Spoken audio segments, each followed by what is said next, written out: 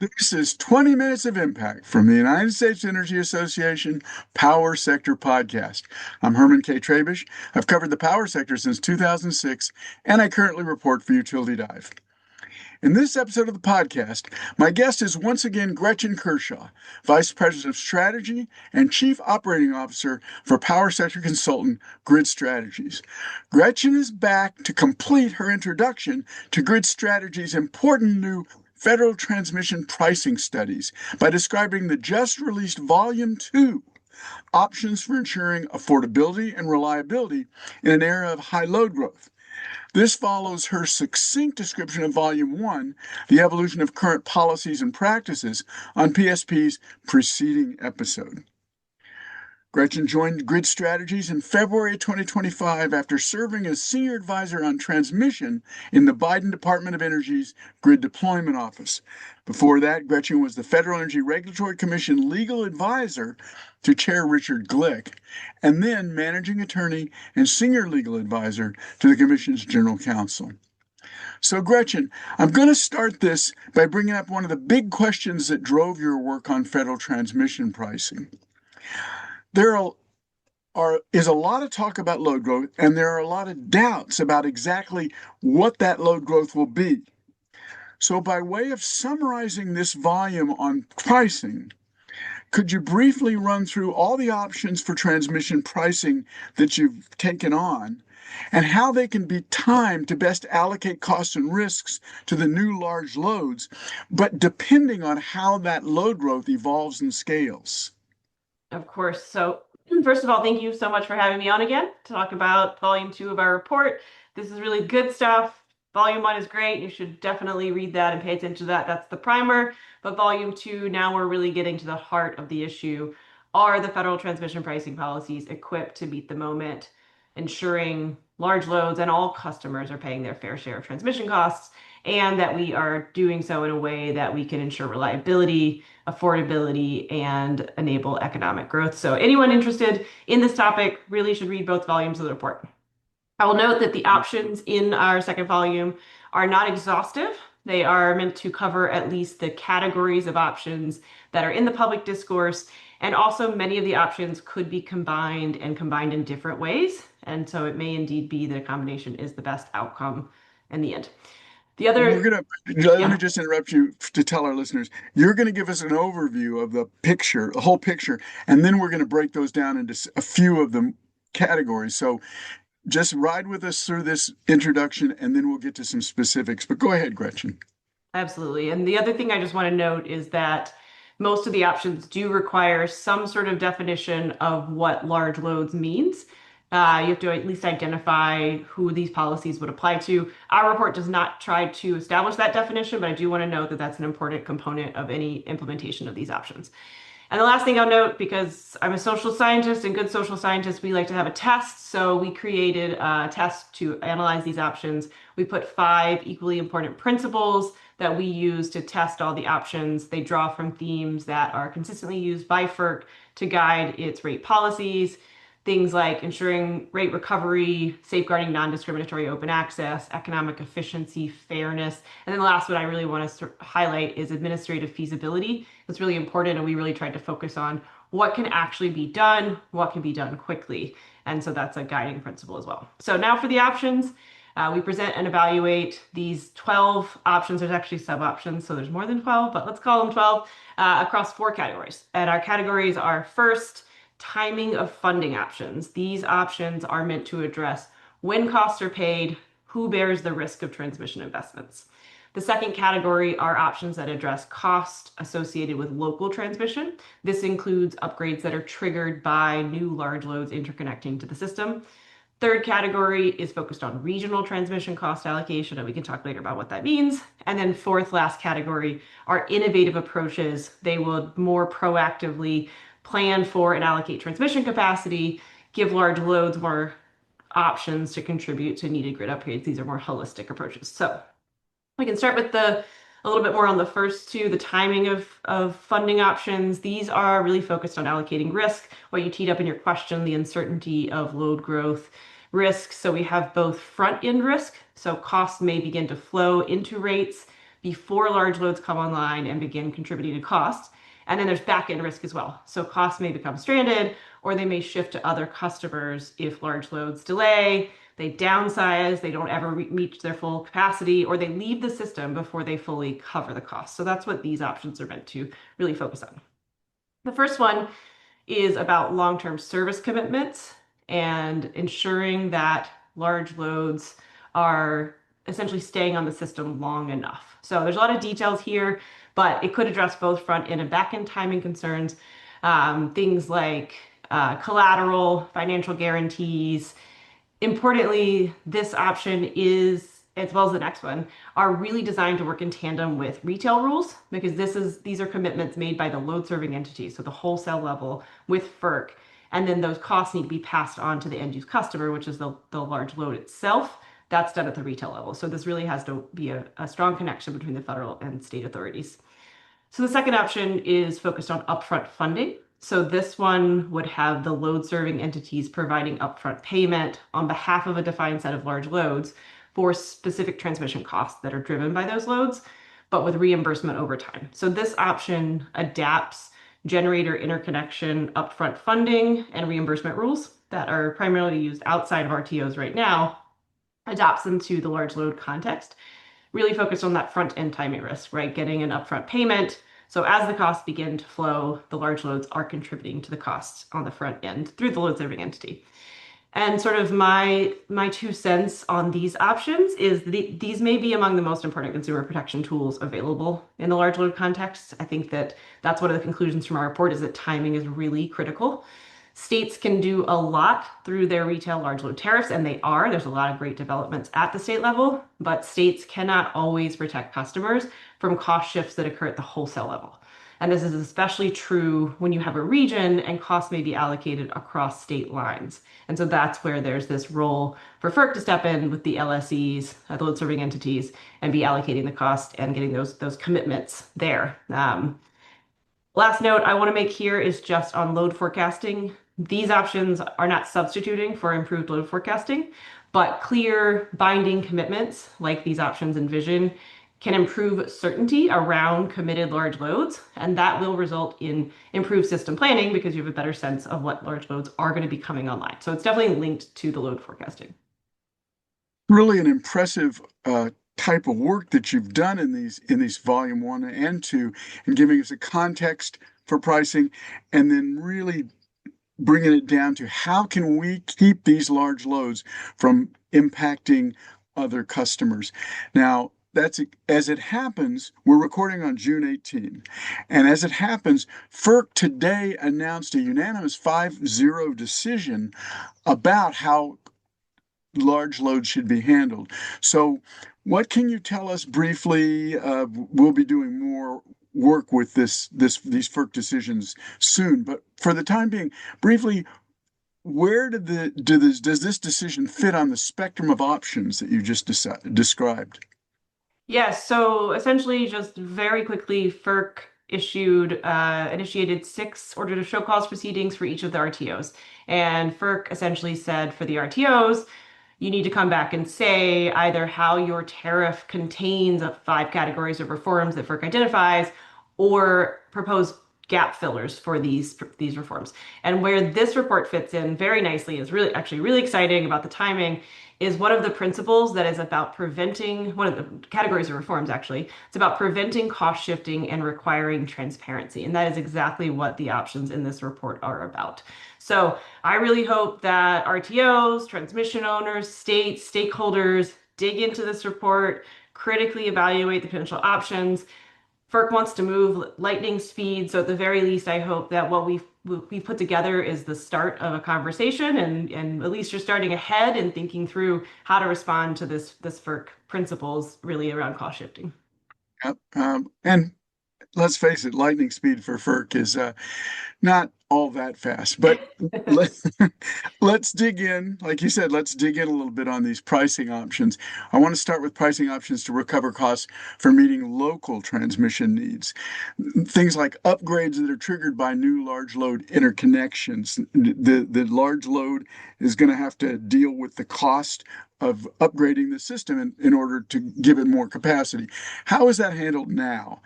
And let me ask you about a couple of these very esoteric monikers that you've given for these options. There's something called the mandatory higher of pricing. I don't really know what that means.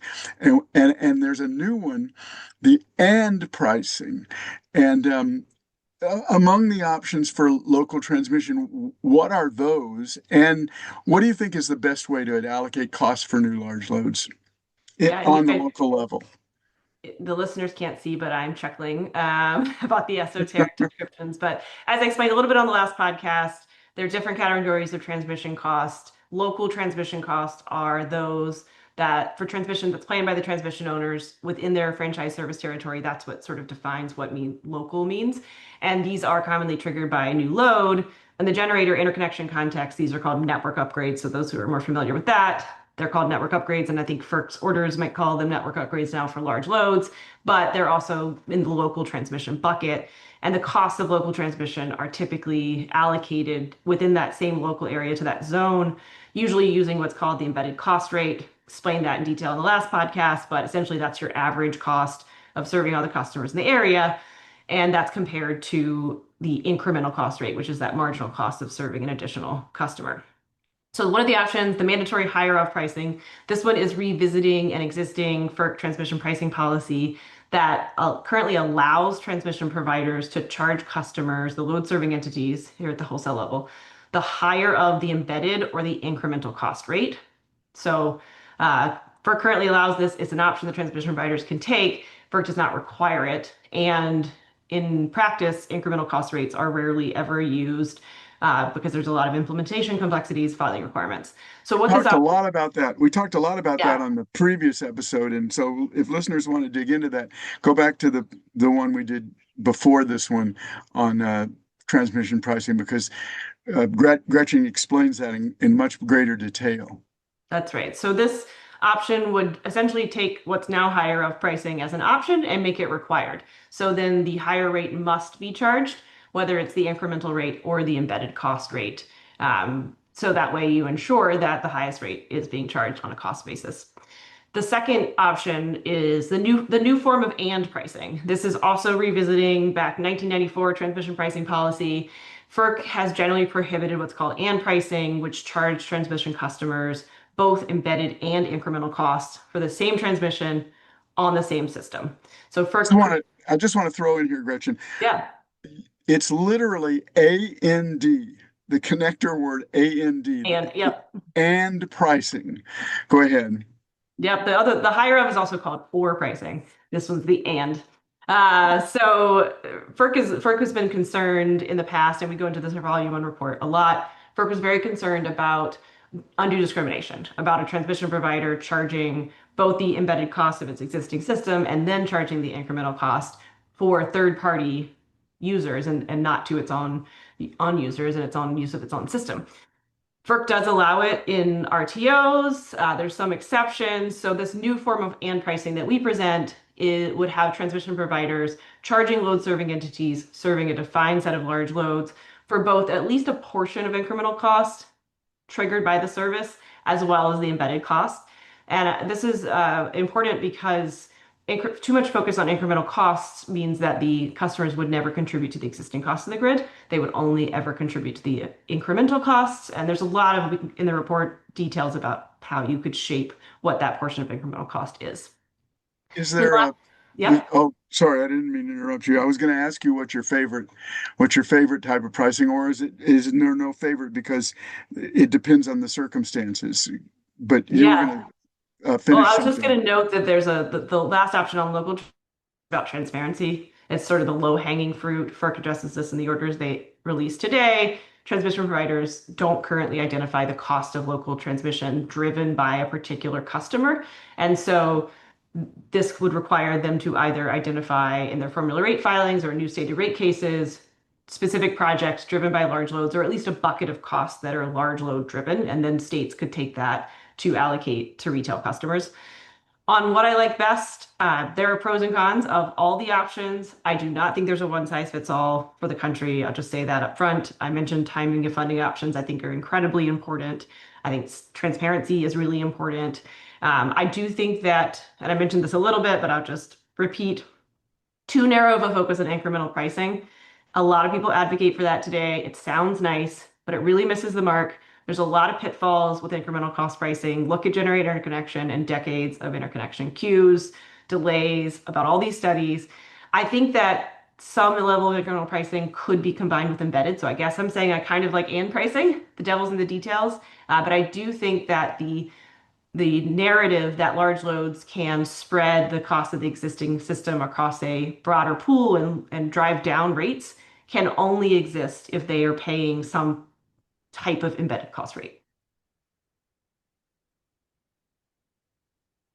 The matter is that FERC, in developing these rules, has to balance a lot of things. It has to balance reducing the size of queues with making sure the system is safety, for instance, is safe, for instance. So that's why there really can't be one size fits all even in local transmission pricing, right? That's right. And it's just different systems and different regions have different setups and needs. Okay. So now let's talk about pricing options for meeting regional transmission costs. So how is allocation of cost for transmission that crosses jurisdictions, utility jurisdictions within a state or state jurisdictions within a region? How's that handled now? And would today's process be just and reasonable when these new large loads start coming on? The paper describes several options, but of those options, maybe just cut it down. What best allocates the costs to the customers that get the benefits of the regional transmission?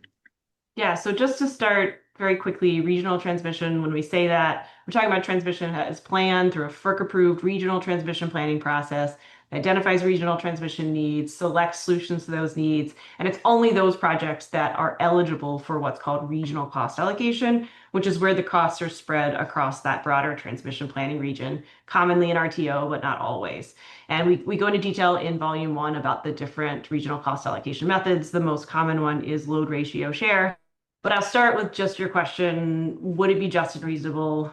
Writ large, I think yes. The current cost allocation methods at the regional level address large loads. I do want to emphasize that before policymakers embark on major changes, structural changes, it is really important to define the problem that needs to be solved. And in some places, there may not be a problem. So I just want to emphasize that. And I also think that the problem may be addressed with something very narrow. And so we don't need to sort of blow out of proportion the idea of large loads and driving these major projects, and we need to totally throw out the paradigm.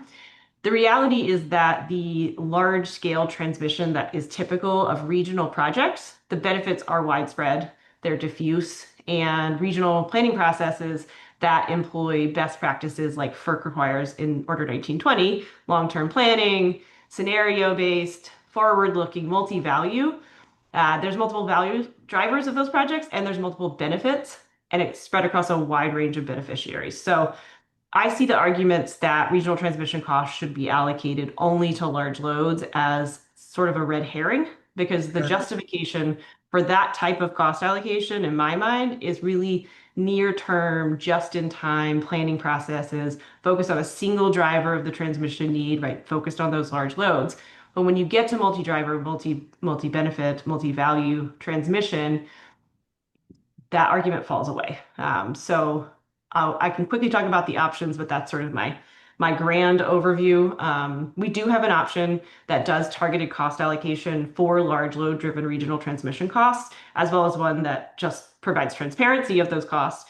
And then that could be done in a couple different ways. The regional planners could actually model two different plans. One plan that includes large loads, one plan that does not include large loads. They would identify different needs, different solutions, and then they could take that delta of costs and allocate it or just provide that number to states, and the states can do it at the retail level. That's very model driven. We already don't have enough transmission planners, so that's probably going to cause delays and not be sort of juices worth the squeeze there. There are proxy methods to estimate costs, so that could certainly be used here. Regions already do proxy estimates of costs for things like the costs that are avoided by new transmission. So they look at local projects that are avoided by regional projects. So those are proxy methods that could be used here, and that could either result in an actual different cost allocation, or it could just be the transparency piece. Then we have a big option, which is probably my favorite one, which is use of widespread load ratio share cost allocation. We have a bunch of sub options. So what that is that load is a proxy for transmission cost responsibility. So costs are allocated based on the share of load served by a relevant load serving entity within an area. So how much, if you serve more load in a region, you get allocated more cost. If you serve less load, you get allocated less costs. I mean, to me, this is by design focused on the changing load within a region.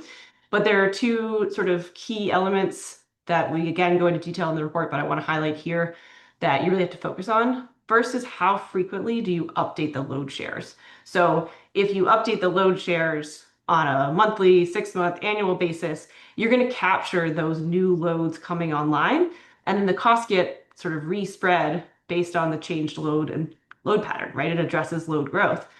If you have a very infrequent load share, then you'll miss that for a period of time, right? You don't go back and reallocate already paid costs. So it's only prospective there.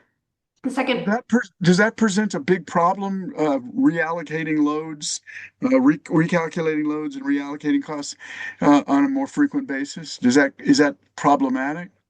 well, I think that some areas do, and I think at perhaps a smaller scale than a regional project. But some annual is the most common and may indeed be totally fine for capturing the load growth over time. I think if you had deeply concentrated load growth that occurred in a very short period of time, it may not. But that's where I get actually segue into the second design piece that's very important, which is what is the allocation factor? So that means the measure of the load that is used to calculate. So when do you measure the load? So there is historic coincident peak, that's the most common. So historically looking back, how much did the load in your zone contribute to the peak, the highest demand point? We also present an option to do forecasted coincident peak. So let's look forward and say, you have this forecast and it says that you are going to have a significant contribution to coincident peak in the future. So we go ahead and allocate based on that. Then there's at least one region uses what's called energy usage allocation. So how much energy did you actually use? And that's across the whole year, right? That's not just at the peak. And so that does address sort of like how are you over time over the course of the year?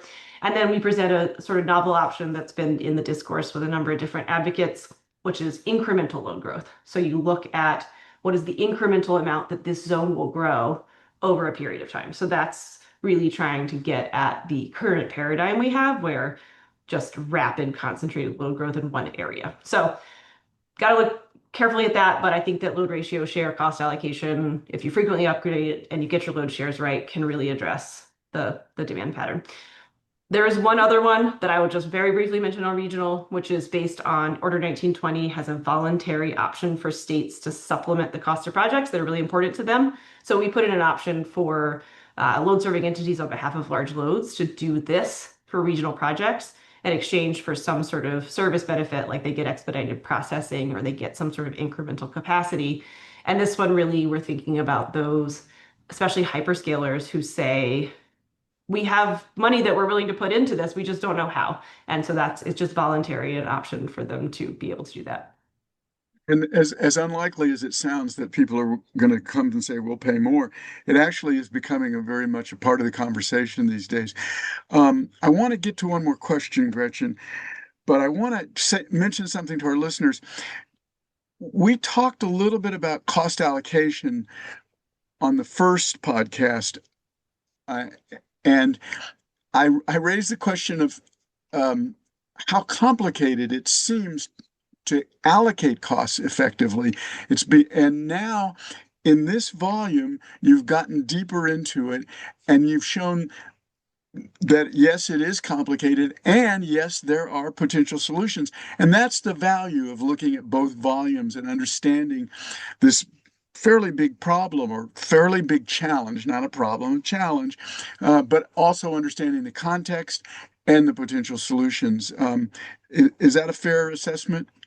Yes, and I will note that the two volumes together are probably something like 100 pages, but there's a 36 slide summary deck also posted on our website. So for those who need the Cliff Notes version, there is one of those as well. There you go. Okay, one more question, Gretchen. And it's really an interesting one.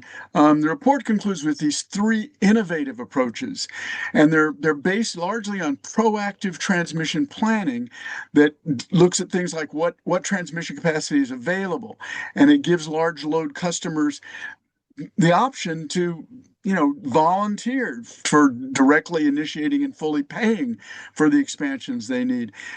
These innovations, they are being used or being discussed actively in a lot of regions. So tell us a little bit about the three options, how they would work, what the key differences are, and of course, I got to know your preference. Well, you're a glutton for punishment. As if we're not far enough into the weeds, let's get into the really complicated ones that we didn't even know how to categorize them, so we just call them innovative. These do require more substantial changes to status quo. These are more holistic changes. We have options 10, this is 10, 11, and 12. Options 10 and 11 are both what are called proactive capacity allocation models. So what that means is that rather than the current paradigm of reacting to new interconnection requests as they come, allocating scarce transmission capacity in response to those requests, transmission providers in these scenarios, these approaches, would identify available transmission capacity or opportunities to develop new transmission capacity in advance of the need arising, and then allocate access to that capacity through a structured process. So this is a little bit, if you build it, they will come. We live in a world now where they will come, both on the generator side and the load side. So it's very, if that makes people uncomfortable, it's actually very low risk to be building transmission. If someone will use it, someone will use it. They differ in what the structured process is. So option 10 is presenting capacity zones. So these are geographic areas where the planner has identified these upgrades, this capacity, and then they are allocating the withdrawal capacity, so the ability to take off the system there to the loads through a structured process that's really things like readiness and financial commitment requirements, like you might see in the generator connection side. And this is like preferred locations. CAISO uses this through California ISO for some of their interconnection zonal planning. The option 11 on open season, this one is not necessarily geographically constrained, other than all interconnection is geographically constrained, but the transmission provider is not necessarily just looking for a zone. They are looking for capacity, but then they are running a structured open season or auction-like process, sort of competitively bidding, looking for quantity, term, price, speed, flexibility, and then those rights that have been purchased are transferable or reassignable. And this is a concept that Travis Kabula has written a lot about if you read his work about this sort of competitive open season. And then we have one more option after that to conclude. This one is based on SPP's Consolidated Planning Process, or CPP. And this is about consolidating what is currently the separate load and generation driven transmission planning and interconnection processes into one holistic process. Do I have a preference among these options? I will say they require significant buy-in from the region, from the states, from the stakeholders. They run into some tricky jurisdictional issues about who's participating. You have to make sure you're complying with open access requirements. These are the type of proposals that I think are really important that they come from the transmission providers to FERC. I also think it's really important that FERC looks favorably on these sort of innovative, holistic changes and solutions. I think there's a lot of opportunity with all three of them, honestly, to marry up a lot of interest and gain significant efficiencies. So honestly, I would be happy with all three of these. I think they all are really exciting ways to change the paradigm. What I've heard is that they all offer these really interesting improvements, but they all have for potentially limited applicability. For instance, as everybody speaks very highly of SPP's Consolidated Load and Generation Integration Framework, but it's very hard to do across a lot of states. SPP seems to be pulling it off, but maybe there's places where states don't agree so easily. Um, I'm going to leave it there, Gretchen. We're way over time, and you have done yeoman work. I'm amazed that you still have breath in your body after all you've done here. I've got to thank you. My guest has been Grid Strategies Chief Operating Officer and Vice President of Strategy, Gretchen Kershaw. And this has been a terrific overview of Grid Strategies' new work on how federal transmission pricing can lead to strategies that improve electricity reliability and affordability. We're going to be talking more about how these things are applied as FERC moves forward with its new ruling. Watch this space. I want to thank my producer, Melissa Brown. And as always, I want to thank our listeners for taking the time to check out the USEA Power Sector Podcast. Don't forget to subscribe, like, follow, and share with everybody you know our quest for energy transition solutions.